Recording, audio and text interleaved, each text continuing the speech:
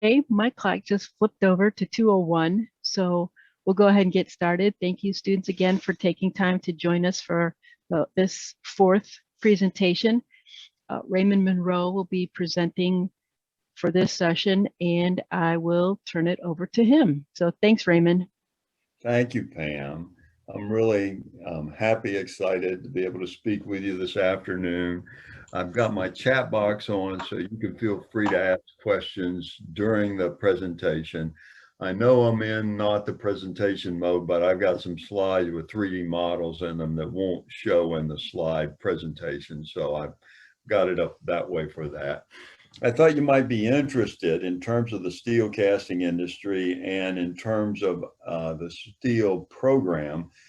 We've partnered with the Foundry Education Foundation now for almost 4 years, running the cast and steel competition. So this first slide shows the cast and steel. This year's competition is for the Thor's hammer. So in 2021, we challenged university teams to cast a Thor's hammer. Um, it's really fun. We have 30 teams this year and 23 universities that are participating in the cast and steel competition. And it really was an effort to sort of grapple with the question of how does university students really understand how casting works and what the capability is. And so Thor's hammer is really a unique product for us to ask people to make. And you can see Thor here. Um, Thor is older than I am, and I'm 66 years old. When I was a kid, Thor was one of my favorite comic book characters. So I read the Thor's comic books back when you could buy a comic book for 10 cents, and then it went all the way up to a quarter to buy a comic book. So a lot of fun. You can see that Thor's hammer here is really the handle's relatively short because if Thor is an ordinary sized person, his hand takes up almost the full length of the handle.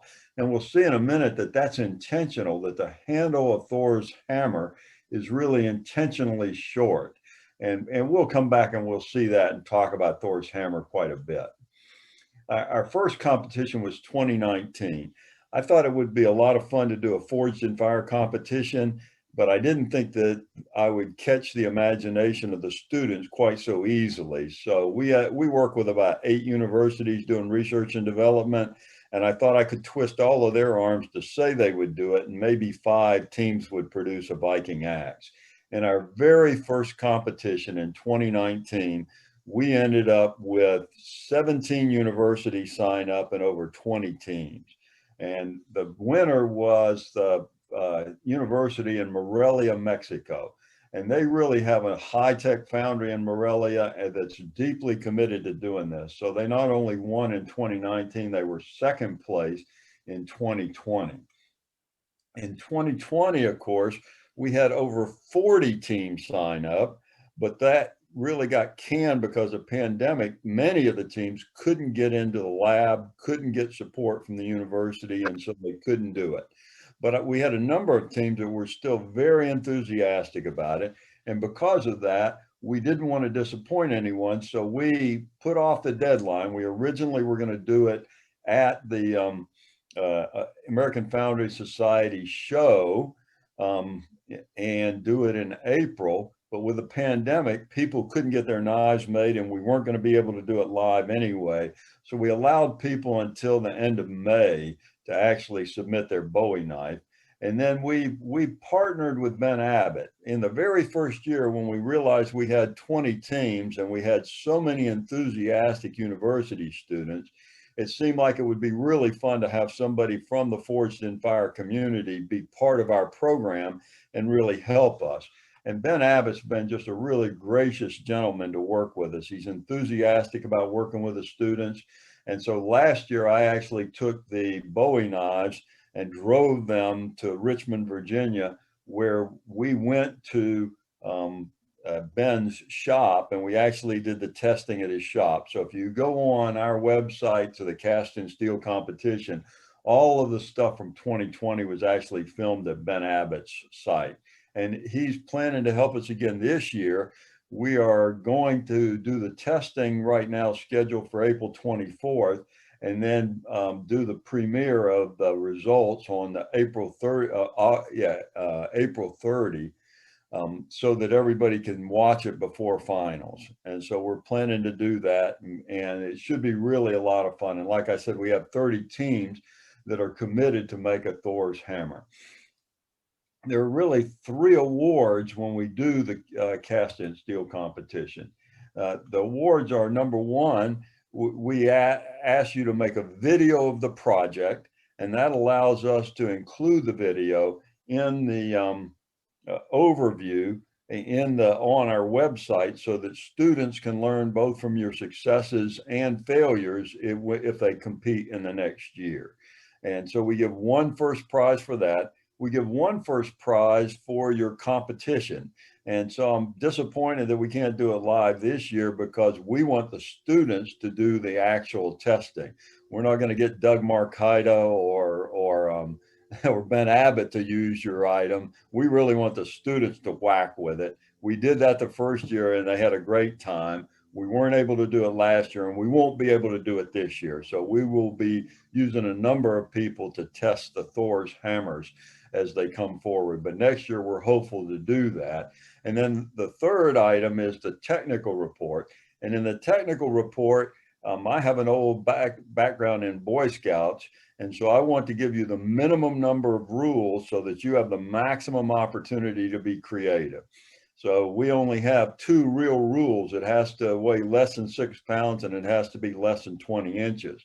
But in your technical report, you're supposed to tell me why you think what you designed was a Thor's hammer.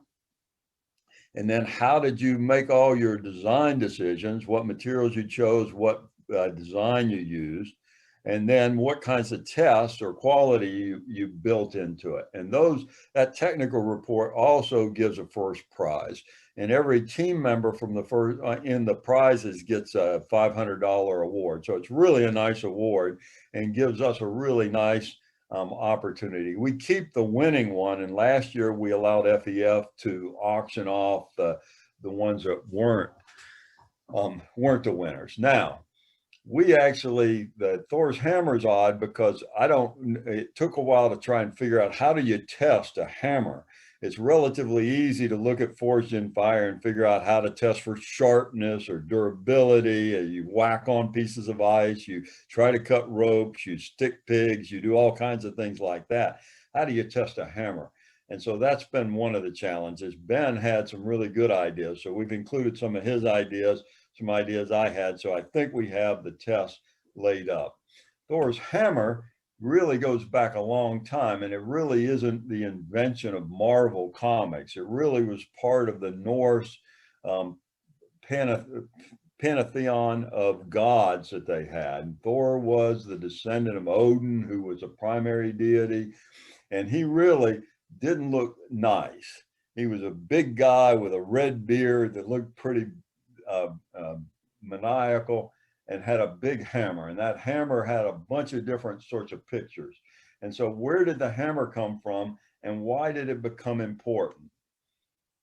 So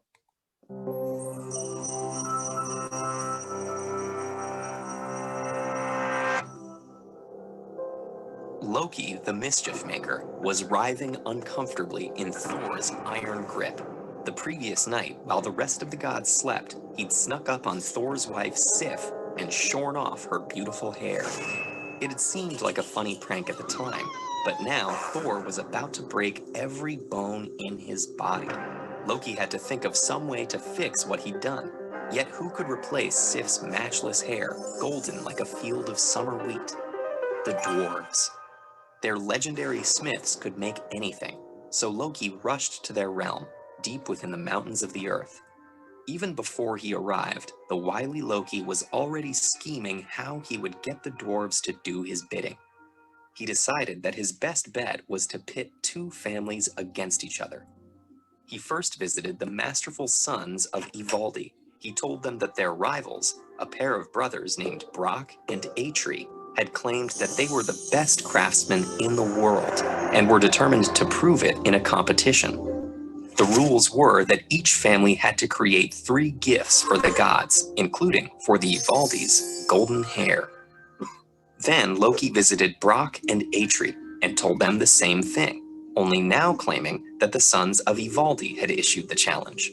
But Brock and Atri couldn't be fooled so easily, and only agreed to participate if Loki put his own head on the line. Literally, if Brock and Atri won, Loki would forfeit his head to them. Loki had no choice but to agree, and to save himself had to find a way to make sure the sons of Ivaldi emerged victorious. Both sets of dwarves got to work. Atri set Brock to man the bellows and told him not to stop for any reason, or the treasures would be ruined. Soon, a strange black fly flew into the room. As a piece of pigskin was placed in the forge, the fly stung Brock's hand, but he didn't flinch. Next, while Atri worked a block of gold, the fly bit Brock on the neck. The dwarf carried on. Finally, Atri placed a piece of iron in the furnace. This time, the fly landed right on Brock's eyelid and bit as hard as it could. And for just a split second, Brock's hand left the bellows. That's all it took. Their final treasure hadn't stayed in the fire long enough. Loki now reappeared in his normal form, overjoyed by their failure, and accompanied the dwarves to present their treasures to the gods. First, Loki presented the treasures from the sons of Ivaldi. Their golden hair bound to Sif's head and continued to grow, leaving her even more radiant than before. Next, for Odin, the Allfather, a magnificent spear that could pierce through anything. And finally, a small cloth that unfolded into a mighty ship built for Freyr, god of the harvest. Then Brock presented the treasures made by him and his brother.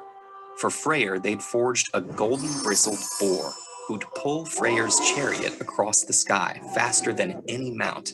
For Odin, a golden arm ring, which would make 8 more identical rings on every 9th night. And for Thor, a hammer called Mjolnir.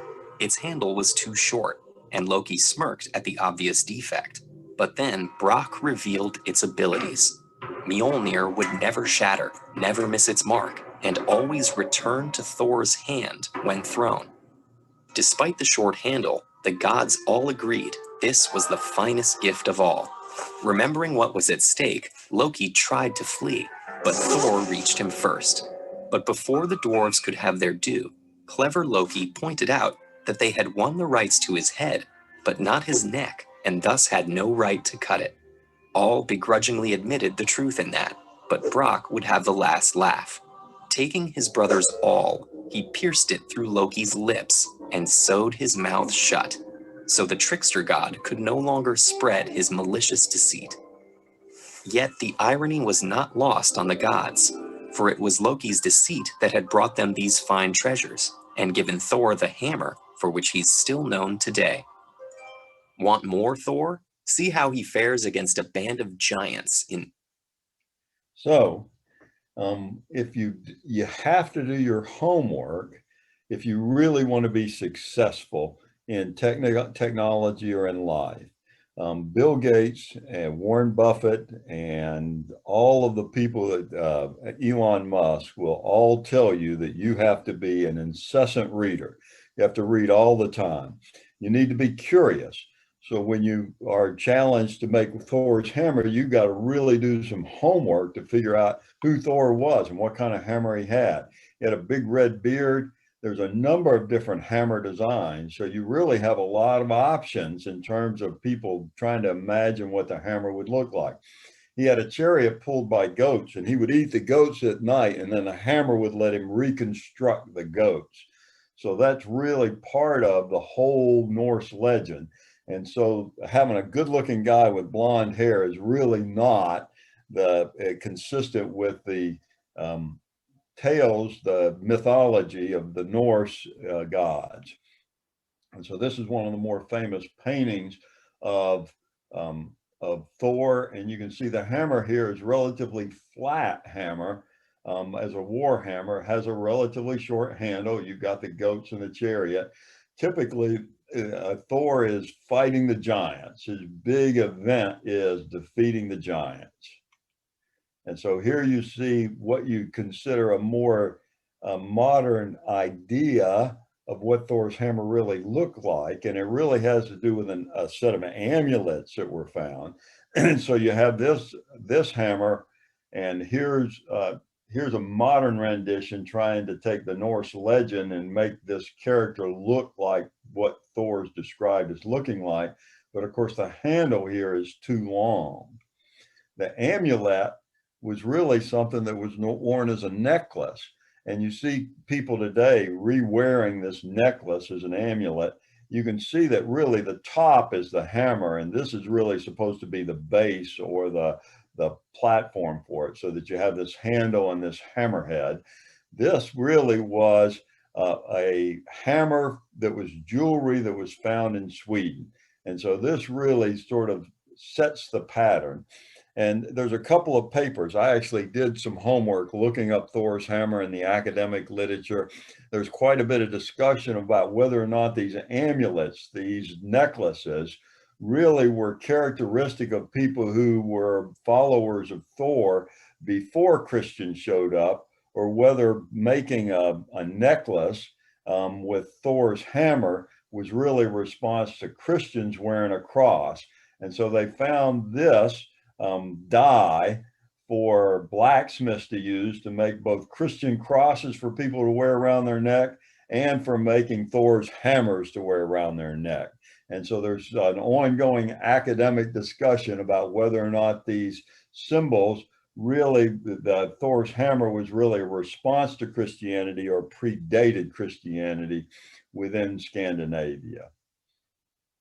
Thor really became a comic book character a long time ago, and most of what people think of today as Thor really has to do more with Marvel legend than Norse mythology. Although you'd be interested probably that Tolkien, the guy who wrote The Lord of the Rings, was a real fan of Norse mythology. And so Norse mythology is really woven into the stories of the Lord of the Rings. He was always disappointed that the English people, the Anglo-Saxons, had no native mythology of their own. So part of what he was trying to create with the Lord of the Rings trilogy was to create a mythology, and he borrowed and stole extensively from the Norse gods and from the Norse legends. In the movies in particular, this is the prop that they used, that's Thor's hammer. You can see the handle's 12 inches long, which is really typical of a hammer. And so that really doesn't match the legend that it's supposed to be short, because they ran out of material because of the forging.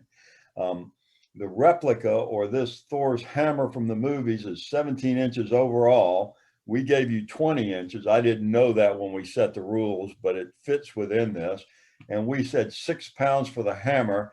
That this replica is 5 pounds, and it's 8 inches by 5 inches, or 9.5 inches by 5.5 inches in total length. And you can see that it's really a fabrication, not a casting. You can see this seam where they put it together, this round top where they can finish the inside of it and clean it out. And so really trying to make it as a casting is unusual. Making a hammer as a casting is unusual, but that allows you to not only meet the 6 pound limit, but you can make it hollow. And so one of the debates we have is making things like axes and knives and hammers are not things that people normally do with castings, but it does require that you be creative. You have to figure out, how in the world am I going to do this? And so one of the things you have to figure out then is, you can't just use your intuitions or your engineering class. What kind of steel am I going to make? What mechanical design am I going to use? How long is the handle going to be? How big is the handle? How do I design the handle? How do I do that? And so you can actually look at hammers and begin to look at it. I had picked out 6 pounds because I do some blacksmithing. And if you try to look at blacksmith hammers, there are very few hammers over 4 pounds. So 6 pounds is sort of a reasonable upper limit. This is an 8 pound hammer. So I actually bought an 8 pound hammer to turn into a Thor's hammer, and a 6 pound hammer that we could use to test. And these all have 16-inch wooden handles. This has a 14-inch handle. So I went to Amazon and bought all of the high-end, not super expensive, but the high-end hammers. So I've got Fiskar, Estwing. I've got a number of high-end hammers to look at, from things that are 2.5 pounds up to things that are 6 pounds. This is that 6-pound hammer. And you can see that they all have the 12 to 16-inch kinds of handles on them. And so really trying to figure out what kind of handle it has. This is my 8-pound hammer. I've got it right here. It actually does look like a Thor's hammer, but the handle is as short as it is because I screwed up when I cut it off. And so it's shorter than I would have intended. But then after I read all about Thor's, I decided it was okay to be short and I didn't have to replace it. And I've had to cut the top of it off and grind it off. I've had to grind the sides off so it's almost flat. I've had to grind the bottom off and drill holes in it to take 2.5 pounds out of it, so it weighs a little less than 6 pounds. And I'm planning to engrave the sides with something before I do the testing. So that'll be fun. But being an engineer and trying to do a good job meant that I really needed to figure out handles. So I actually did ergonomic searches in the literature for hammer handles and found some information, but I also went to practitioners. You always, as an engineer or as a manufacturing person, have to reconcile people's current practices with their with the literature, the technical literature. A lot of times the practitioners have things that they do that are different than the academic literature suggests, and that's a real opportunity to learn something. And so this is a practitioner talking about the handle. There is no manufacturer. When you go buy a brand new hammer, the manufacturer can't fit everybody. So it's up to you to fit that handle to you. You want to put that in your hand, put your thumb up on top. Thumb is your guide. It's going to guide the hammer through the work. A very light grip. Let's see if we can get in the light here. There we go. Okay, right there in that spot, you see there's a little gap. Not a lot, maybe about 1/4 of an inch, but there is a little gap there. Now, if the hammer handle gets too narrow for my hand, I can make contact with my palm on the other side. That forces me to have to grip the handle to control it. Okay, and the same thing occurs if the handle gets too big in my hand and the gap widens out and I can barely get my fingers around. That forces me to grip the handle just to control. And that's taboo. You want the handle to just sit in there and just ride. There's no grip to this. It takes a long time to get a handle broke in right. One thing I've found when I've prepped out a new handle is that I sand it as smooth as I can when I'm finished shaping. Get it sanded nice and smooth, working down through different grits of sandpaper, maybe a bit of steel wool, something like that, get it smooth. And then I give it 1 coat of linseed oil. This gentleman now talks about how long the handle ought to be. It's a good length range for the handles.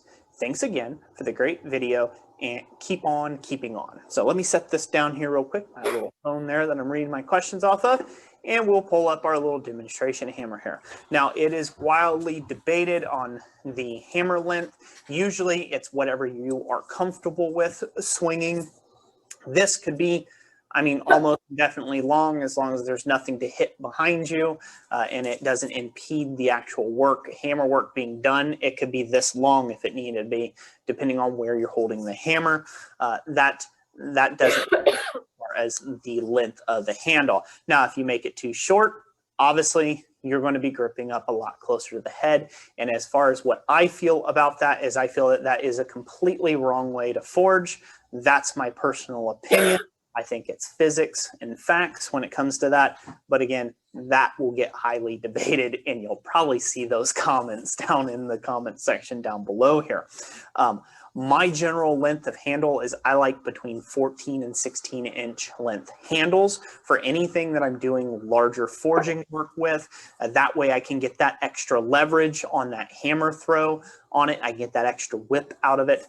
It does require you to stand a little further away from the anvil, and it does make you have to sit up straight at the anvil. Some people, you know, maybe, you know, you're getting aged, your eyes don't see as well, or maybe your anvil's a lot higher because, you know, you like your work to be up a little closer so you can see it. It's at a comfortable viewing range for you.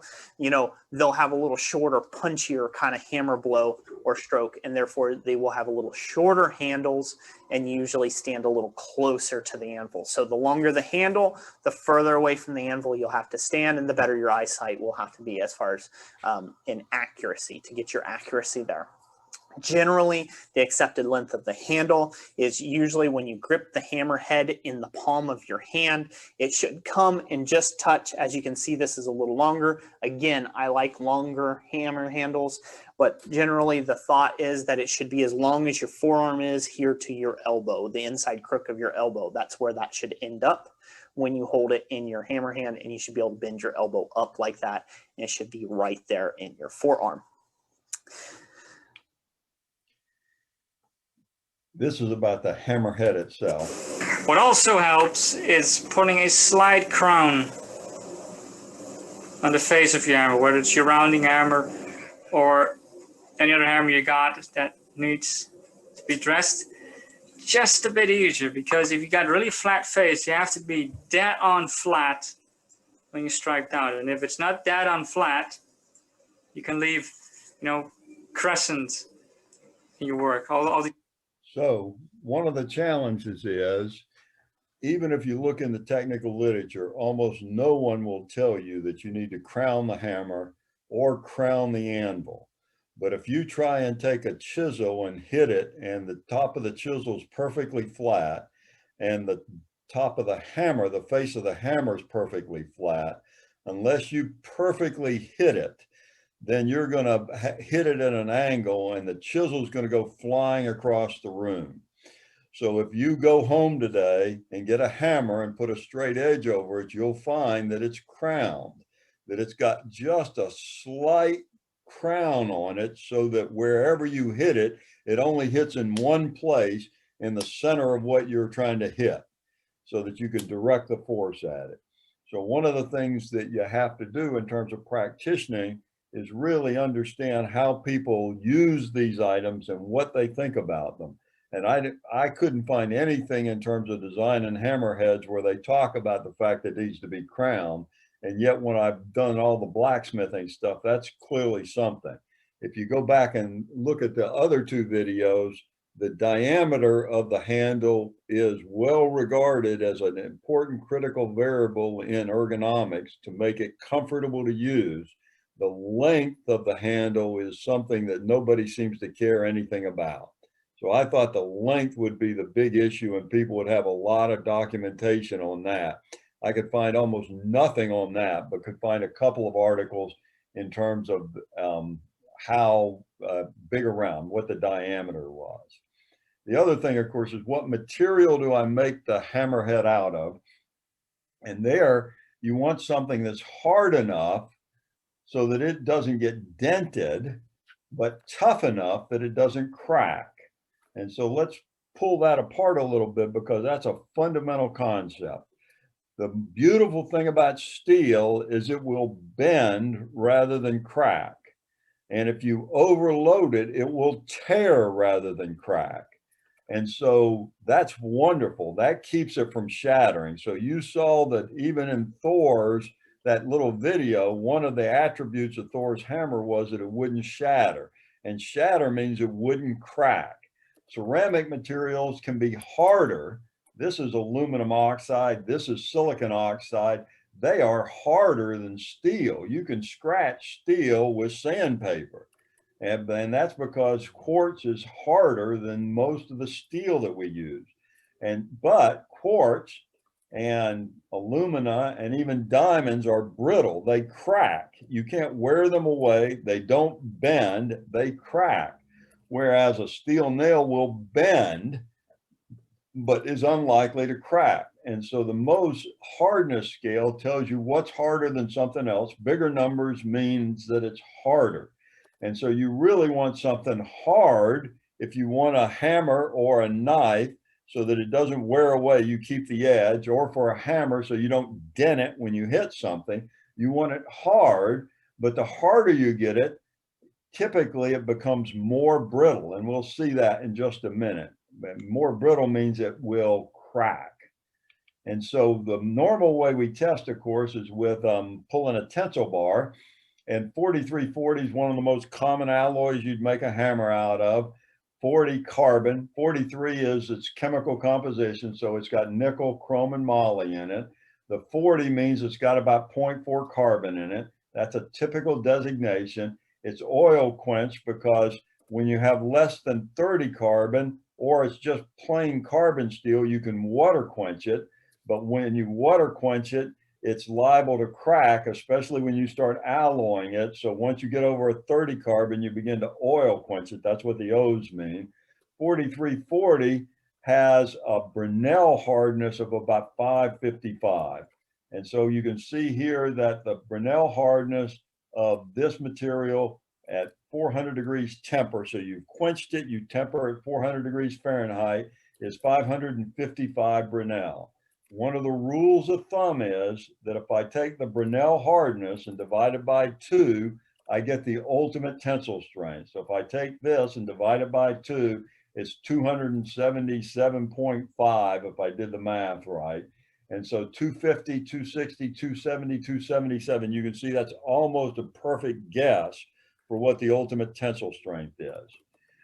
Normally, Brunel hardness is used on castings because you have a 10 millimeter ceramic carbide ball, titanium carbide ball that you press into the steel with 3,000 pounds of force. And so that's a Brunel hardness. You measure the diameter, which is normally 4 or 5 millimeters in diameter, only about half the diameter. When I quench it, I have 600 Brunel. When I temper it, that 600 Brunel becomes 555 Brunel. Here, this is an old graph from the 30s. They're using Brunel hardness of HB. People still will call Brunel hardness BHN hardness, but in international standards now, HBW is the right designation for Brunel hardness. You can see that as quenched, the 4340 gives me a 57 Rockwell C. Rockwell C, I take a diamond and push it in, a diamond triangle. It is 1/10 the size of the Brunel, so I get less averaging, but I typically use this for tool steels and tools. And so the highest hardness Rockwell C that steels can get to is a little over 60, 64, 65. But you don't want to hammer as hard as it can be, because then you'll chip off the edge. Because the harder I make it, the lower I temper it, the higher the strength, the higher the hardness. You can see I go from 283 to 555. Then the ductility, how far it bends before it tears, goes down. So at 400, I have half of the ductility. But ductility is not really what you're worried about. You're worried about toughness. And so really you're trying to get at this 555 Brunel or 55 Rockwell C. The Mohs scale between 5 and 6, if you multiply those by 100, you get reasonably close. And so you can see that you can scratch with a knife at 500 Brunel, something like this, whereas quartz will scratch even a steel file. And so a steel file has to be able to sharpen a knife. So here you've got 795. This is Vickers hardness, which is smaller than hardness Rockwell C. So it takes a very local measurement. So it's not very good for material characterization. It's really good for research. And so all the research is done in Vickers. One of the nice things, though, is that the numbers are almost the same as Brunel hardness. So this is like 555. This is like 650 Brunel. So you can see that a steel file is brittle. If you put a file in an anvil and hit it with a hammer, it breaks. It doesn't bend at all. And so you can make steel hard enough that it can sharpen a knife, but when you make it that hard, it becomes brittle. And so you can see that in this graph. This is how tough it is, how much it resists cracking. This is how strong it is. This is 1 inch, and that's the critical flaw size or the thickness where you have to worry about it cracking. And you can see that as I go to higher strengths, I get less toughness. And so you're really making a trade-off between toughness and strength. And so the research and development we're doing with the Army and Navy right now is trying to get materials that are up here, that are that strong, but have much higher levels of toughness. And you can see that in this graph where this is 10 millimeters or a centimeter. And you can see alloys that really give you those properties. These alloys you use for normal structural things. But if you really want something that's a knife or something, you want to be here where you're at these high strength levels. The strength levels of 100, that's 69. So that's here about 7. So that's at the low end. And then, yeah, and then at 690. And so that's here, right here. And then for 200 KSI, you're all the way up here at 1300. And so you're right here at the edge. That's where the 200s are. So this is where you have armored steels and things that you wear, but you wouldn't want to have things that are that low in toughness. So you're really here when you're looking at hammers. And so you're below that 200. So this was my first attempt, and I was just making something that looked like Thor's hammer with a hole through it, with about 1/8 of an inch on a side. And I sent that to my son, Alex, who works at Mercury Marine. Alex, I have 5 kids. 4 of them got scholarships with FEF. Alex, my middle son, was the first student who spoke at FEF when he was at the University of Iowa. He's now a senior engineer at Mercury Marine in the die casting world, and he may join us today. So Alex is there. Charlie is my oldest son. He's the FEF professor at the University of Alabama, Tuscaloosa. My daughter's the only metallurgist on the family. She worked at GM Defiance and for a couple of steel foundries. She's a full-time mom, but she does engineering consulting for her dad, doing training stuff and helping me with outside engineering projects. And so my kids have been active in the industry, and we really enjoy working together on things. Alex pointed out to me that when you look at the Thor's hammer, it has a big hole on the top. So he suggested that we just open this up so you can get in there. And so that's what we did here. And he opened it up and made it thicker so that you could cast it more easily, get a 1/4 inch to make it castable. And then when we finally talked to the foundries, they suggested that not only do we open it up with a bigger hole there, but we also, let me see if I can get, Almost there. almost.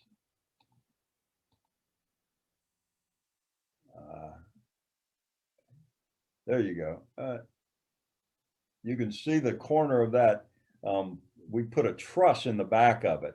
So if you look, this is the half pattern from waxes for investment casting. You can see that we put this in to make the face stouter. And you can see it's got a fairly thick gate on this side. And it turns out that was a problem.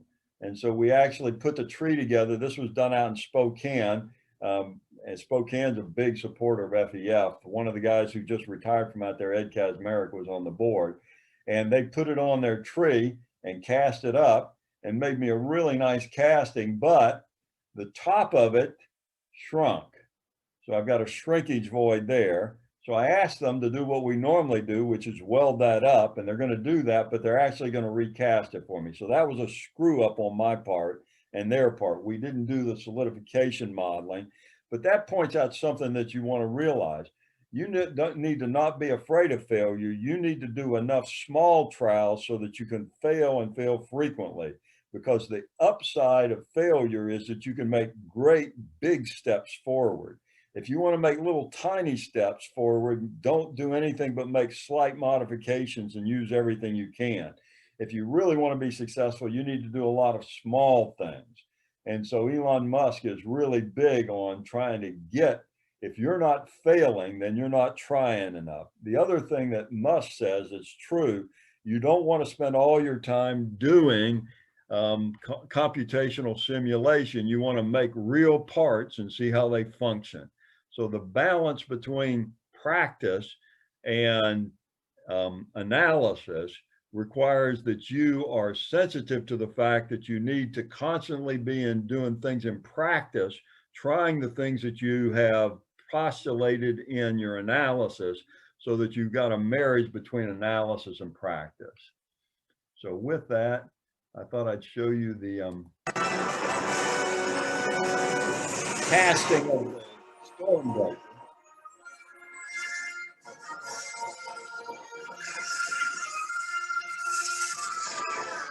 Suicide.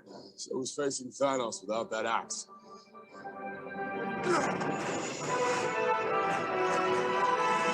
Only if I die. Yes, that's what killing you means.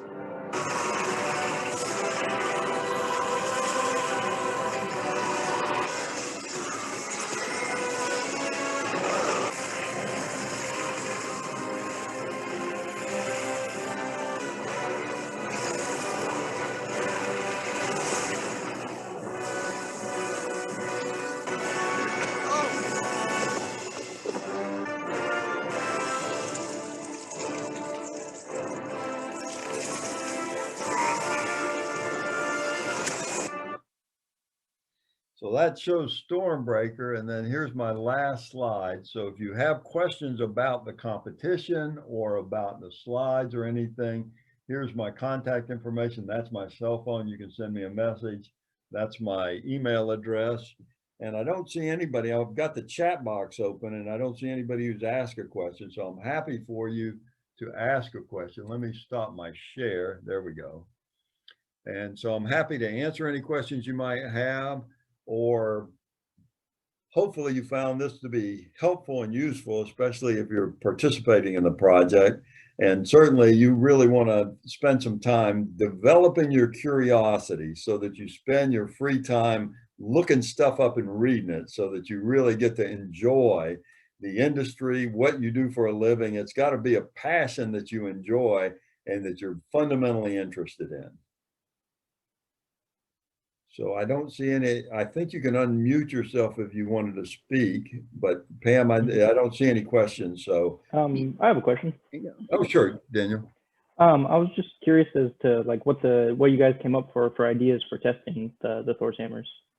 That was a great question in the earlier session, and the one thing I probably should have clarified that's really helpful, because they asked whether I was going to test it as a weapon or as a hammer, which is a good question.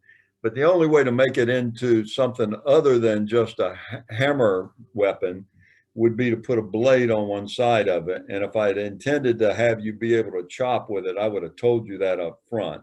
And since the Marvel hammer has a hammer on both sides, the test will be hammer-like tests. Now, having said that, they may have a weapon intent. And people don't understand that war hammers were early weapons, because before I could easily make metal, whether brass or iron, I used a club, which was a big log that I made a handle on. And then I started strapping a rock to the end of it. And so a hammer was early on because I could crush people's skull with it and break things. And so that's really one of the things that you can do.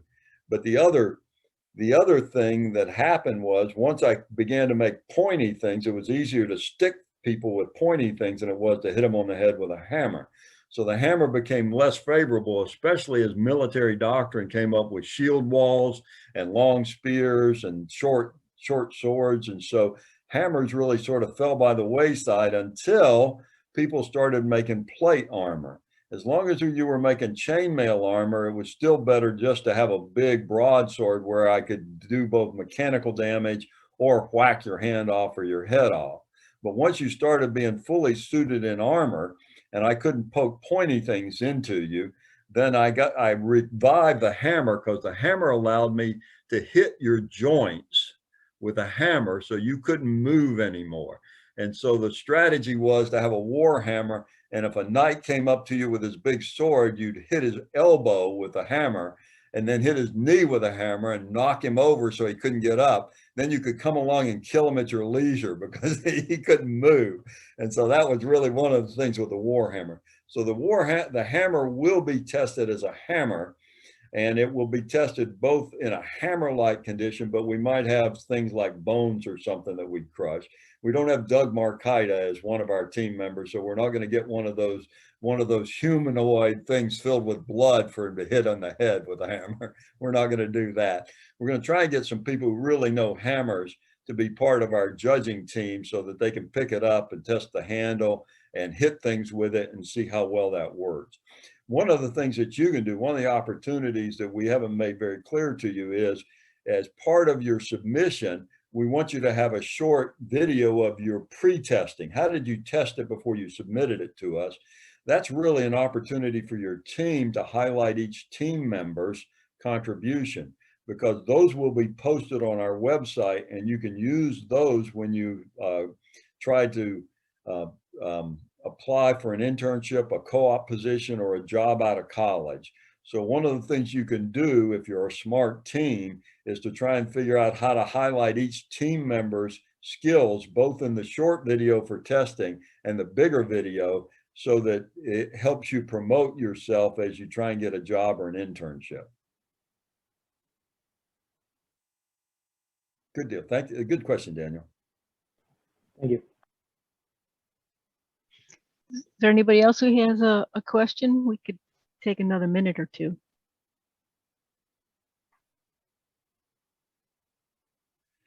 Doesn't look like, Pam. I think I put them asleep or late in the day, or, or this is the last lecture and they're ready to do something else. Well, or you covered all the subject flawlessly and there are no questions. Yeah, So sure. I did have a quick comment. I really liked the videos you had in your presentation. I thought those were very helpful. Oh, that's great. And you should spend a little bit of time on YouTube looking up how to dress a hammer, how to decorate a hammer. There are great videos. There are people with nothing else to do in their life except play with their hammers in their blacksmith shop. And so, so I really enjoyed looking at a lot of those videos over the last few days. Our testing will be done on April 24th, and the video premiere will be on April 30th. And that's a Friday late in the afternoon so that you can watch it before you have finals. Very good, Pam. okay.